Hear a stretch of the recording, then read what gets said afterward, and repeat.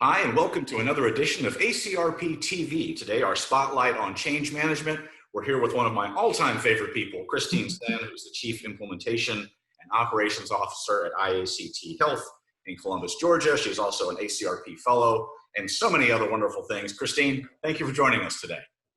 What a great intro. Thank you, Michael. Completely heartfelt. All right, so let's talk about change management. Obviously, there's a lot of change. There's always change. It's inevitable, but you know, that overused phrase now more than ever, we're all dealing with a lot of change. And a lot of people don't like change. They're nervous about it. They like things the way they are, but often it's not a choice. So let's talk about some of your thoughts on the importance of change management. First off, I mean, give us some of your insights because you're an expert. You've written on this a lot for ACRP and other folks and presented as well. So let's pick your brain a little bit and talk a little bit about change management. Yeah, thank you. I do love change management. I think it's putting together my psychology background with my interest in project management. So studies in psychology and economics show that people are more afraid of what they might lose, even if they don't value that thing very much. They're more afraid of what they might lose than what they might gain through a change. So it seems to me that change is hardwired into us to be scary, which kind of suggests that everybody's afraid of change, but that's not true at all. That some people love what's scary, the people who love roller coasters, skydiving, risky investing. And so you end up with different people. So it's hardwired us to be scary, but some people love scary. Well, if you have a large company, then you have a lot of different types of people. So the more specific, the question might be, why is getting people to change hard? And I think it's because we make the mistake of thinking everyone's alike. I've worked with managers who just assume their people will be afraid of change. So their approach to change is timid, cautious. It lacks a vision. You're going to lose a lot of people with that approach. You're going to also gain a lot of people with that approach. I've worked with managers who think everything about change is an opportunity. It's the most incredible thing. And they assume their people will automatically jump to change. Well, we know that's not true. So both camps are right and wrong. Okay. So it sounds like one of the things is, don't assume people are like you. I mean, as a manager, which is good advice in life and everything. But what are some ways maybe to gauge your people? How do you recognize different, some people will obviously show aversion to change or grumble or whatever, but how do you as a manager or as a leader of a team sort of assess the people around you and read them, in other words, I guess? That's a great question. I've thought about this a lot because our company started as a small company and it was very easy to get to know everyone.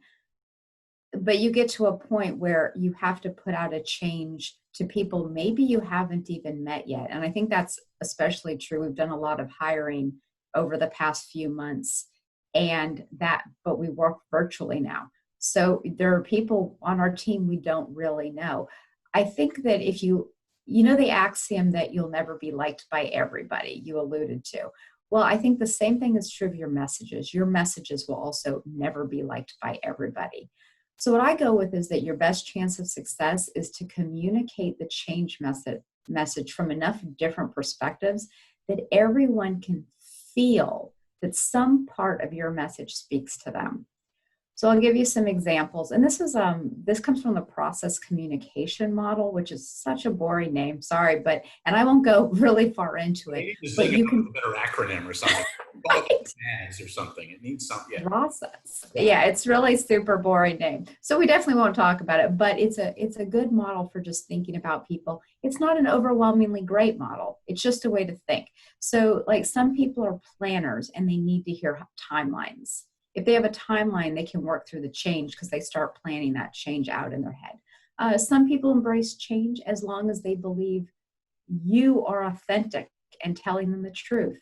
You just have to believe in you, which I say just like that's easy, but that can be the main thing, right? Others are called harmonizers. They want to know that the company cares about them, supports their colleagues who are their friends.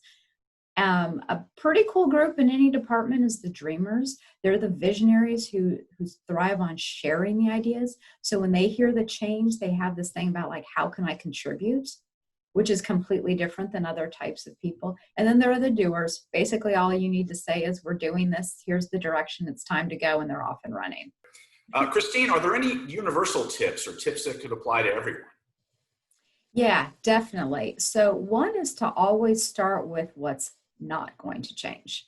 I think of the what's not going to change becomes the box, and that box becomes the framework for everything else you're going to say after that.